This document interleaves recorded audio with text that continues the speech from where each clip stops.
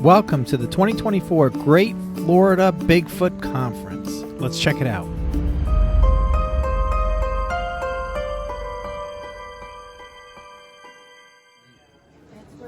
Thanks for joining us for day 2 of the Great Florida Bigfoot Conference. What an awesome time. Today we're going to check out the vendors. We're going to hear a live encounter from a patron that's here today. And a little bit from some of the speakers, some of the celebrity speakers. But tune into the channel. There's more videos for that, okay? All right, so let's take a look around and let's have some fun. Thanks for watching. Don't forget to subscribe, like, and comment. It truly helps our channel. Thank you so much. You still get to be on TV.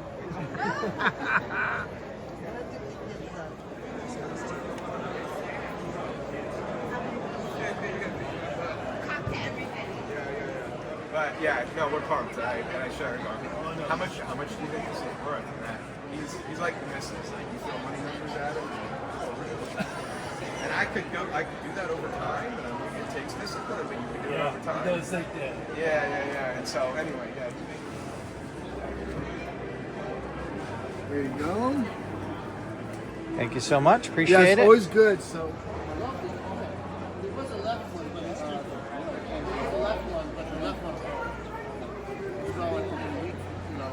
But anyway, I like this one because I get, I've had people saying, well, it's only 6 foot tall. I said, do you really think something 6 foot tall made this print? You know?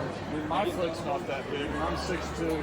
And Brooksville, unfortunately, has a lot of flooding, but it's had a lot of activity. In fact, one of the first research groups back in the 60s started in Brooksville. When they had a lot of hippies and stuff in Florida. A lady by the name of Ramona Clark Hipner. She started the whole Bigfoot movement out in Florida. She passed away in '86. But in fact, she didn't even like the word scorpion. She called it a yeti.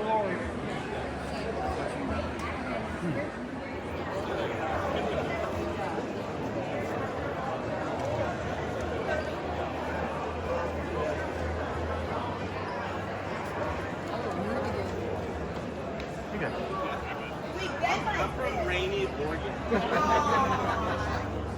I know. That's weather here. We're driving around town and we see people in full sweatsuits. Oh, yeah, no. Oh, and it's like culture shock. Yeah. It's like, what are you doing? My 16-year-old every day.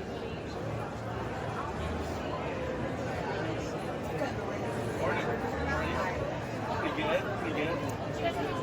Are you more comfortable today? Yeah. Yeah.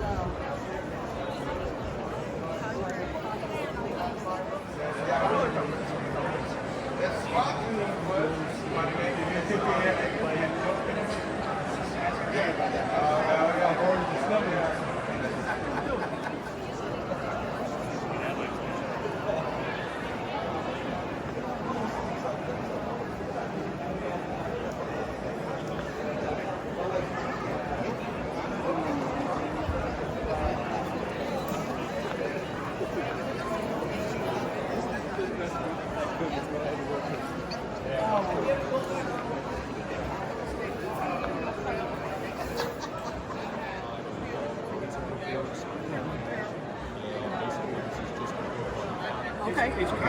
These are knuckle tracks right here. So you've got and you got a trunk break. Now Taylor's only had a gorilla, that usually always tuck back, so you don't have that. So it's the lead that the Bigfoot doesn't treat like out. So that's why you got and we didn't know what this was. We didn't understand.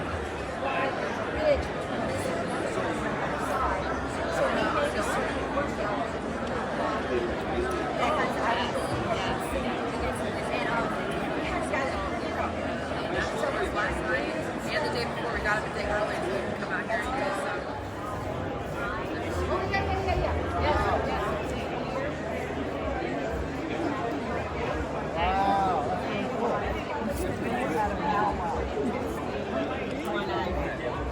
Now I know who you are. It's like a almost see-through outline. It's really neat. Well, I believe it. Yeah.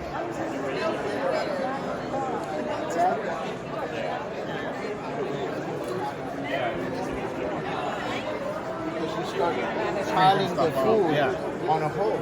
Yeah. And the hops would just come there. Something that's what we got. Like this way. Like a quick thing. I absolutely do. I'm the only one that lives here. But I got these screws here. You can see the hole in it. I pulled the cross and it holes on it.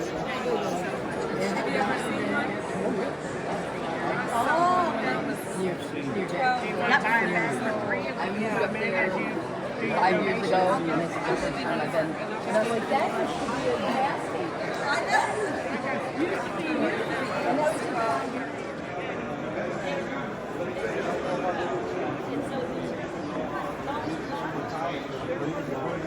Oh, this is what that one you're talking about. Okay. He just sings Virginia.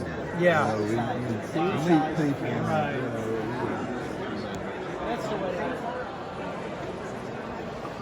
Okay, just so you know, not that I am. It's $7, but if you buy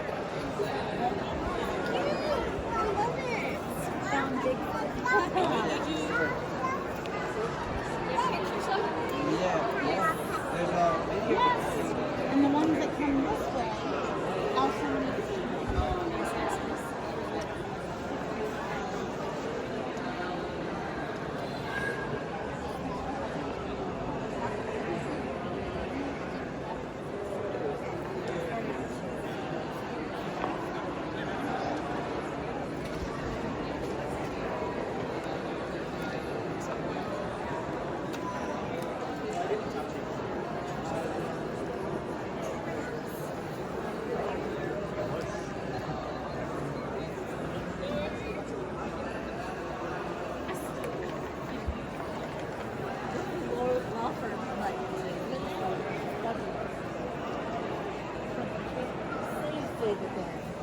How's it going? Hey, how you doing? Good.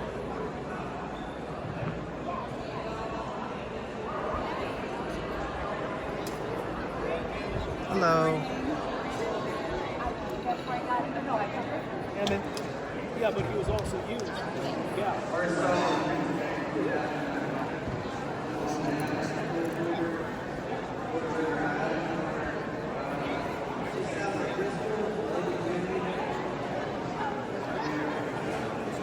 Hey, how's it going? I'll be back in a minute.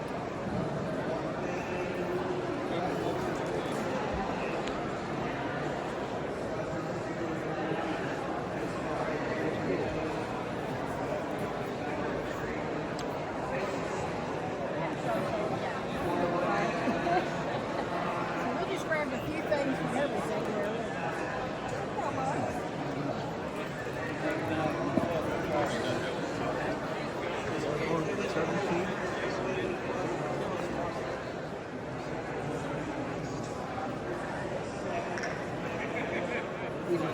$10. You may want to get one of these since it's already wrapped up. All right, I got shower curtains, everything. Oh, I'm sorry. Yeah, he's actually got the shower curtain in his shower.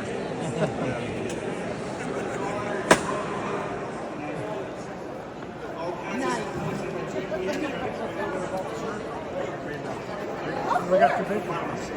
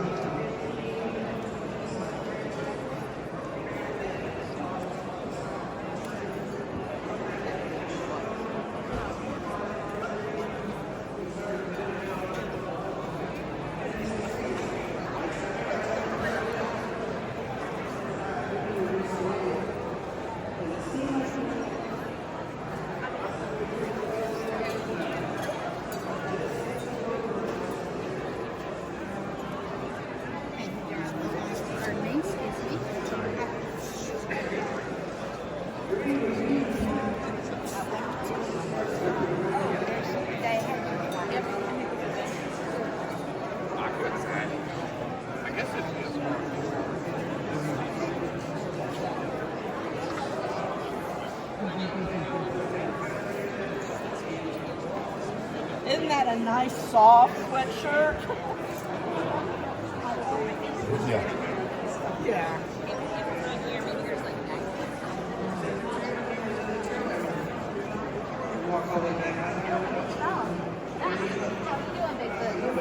Hey, Albany, how you doing?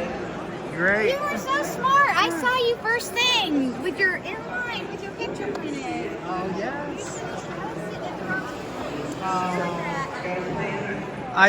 It was a last minute thing. It was smart. I'll Pretty do it good. next year. Yeah.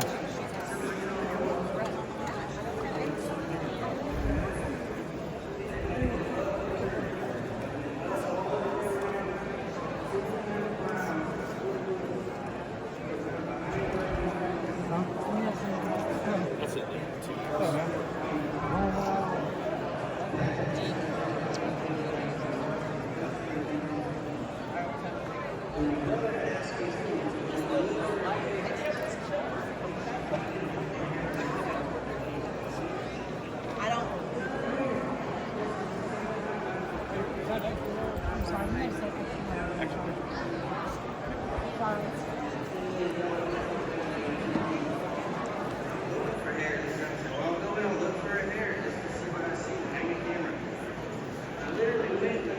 You should never go over your houses. Like said.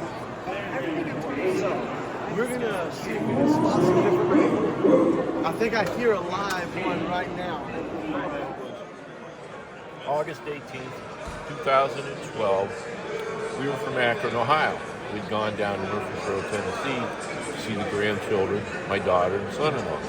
We jumped over to Gatlinburg, Tennessee. So the night before, long story short, we had seen a stuffed black bear at a mom and pop restaurant. Right. They're common Yeah. in this part of the Appalachians. So I had been teasing her about Bigfoot. We took our hiking staff, and we used a Metro Park hiking, which, you know, longest hike's probably about 4 or 5 miles, Yeah. a couple of hours. So we're doing a comparison,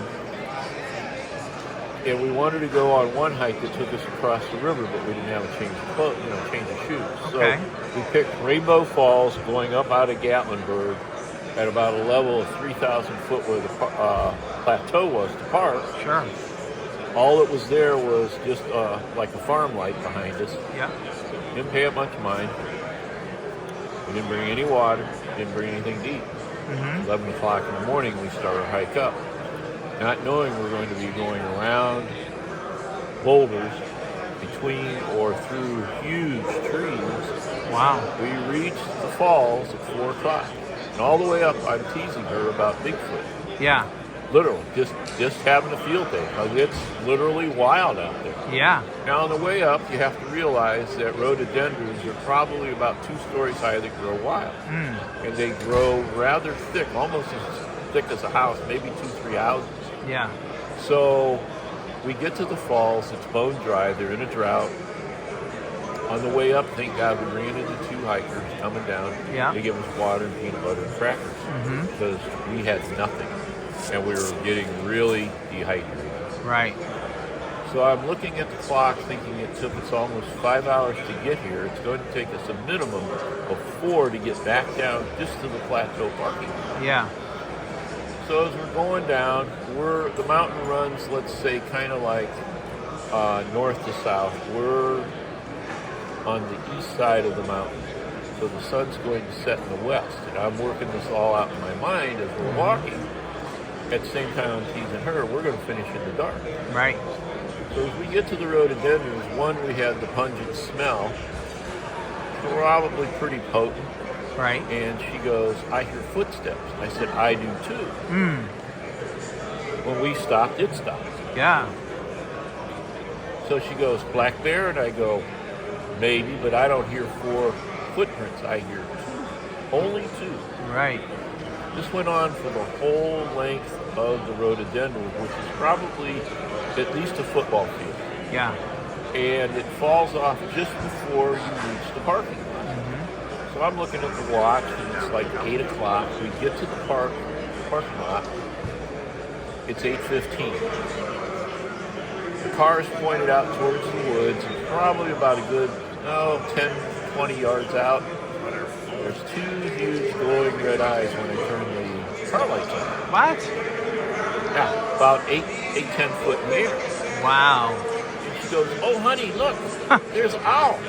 And I go, "Honey, these eyes are this far apart, or more." Yeah. And I said, "It's 10 foot in the air." That's not an I owl. said, "Let your eyes adjust." Mine already had.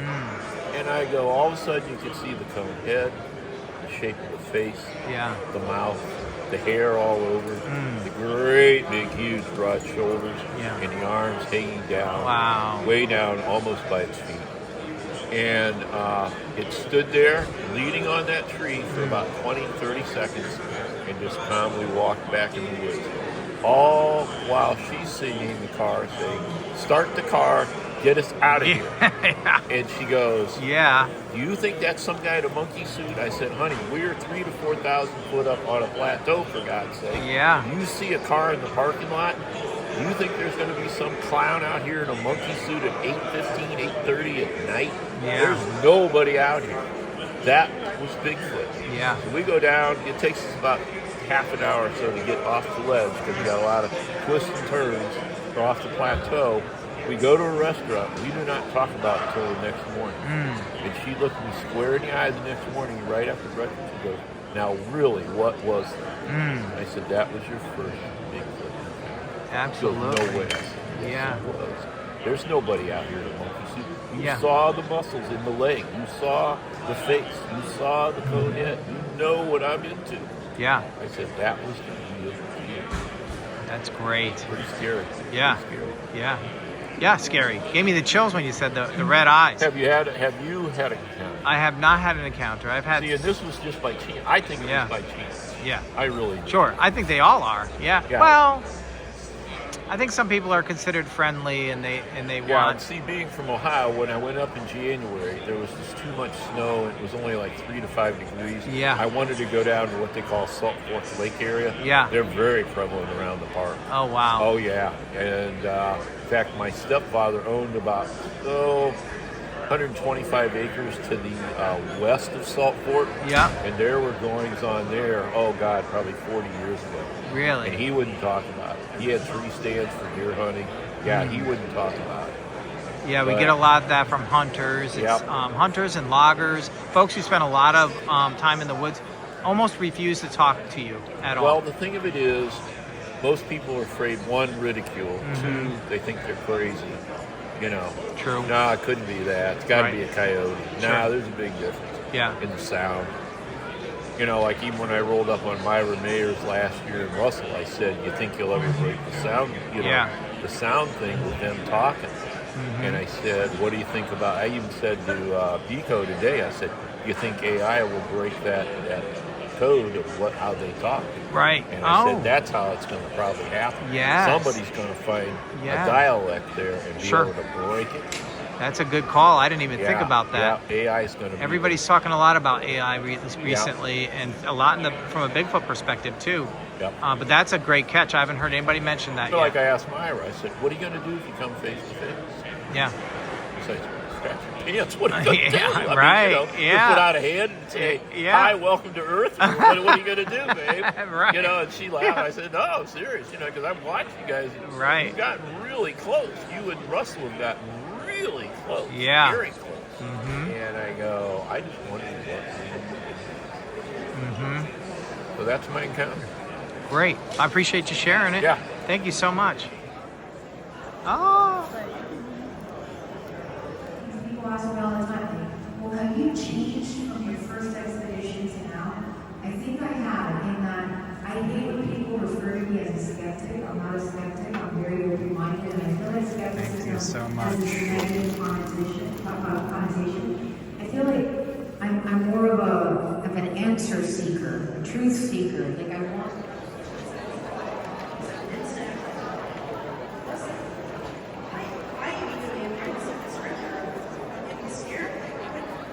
Earlier this year, and up until the time of her passing, we would discuss her sighting that she had, and even with the dementia, her story never changed. It took her right back to that moment, and you could just see her expression change when she would share what happened to her on that morning. And so for me, when I get into something, I dive headfirst. And I kind of try to approach Bigfoot as like investigative journalism. So I take the stories, I look at the data, I see where things are happening, and I go where that evidence takes me while keeping an open mind.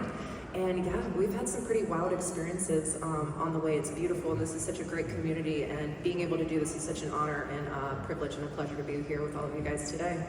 So I really enjoy doing that. We've gotten some great responses with that, with doing some knocks or some howls. We've definitely gotten some vocal responses back. I think it's just about getting out there. If you want to have an experience, you got to get out there and you got to do the work. And a lot of times, I'll be honest with you, it's pretty I think I've come to love the most in this journey that I've had with the team is that I've just met so many amazing people who have so much to lose by sharing their stories and their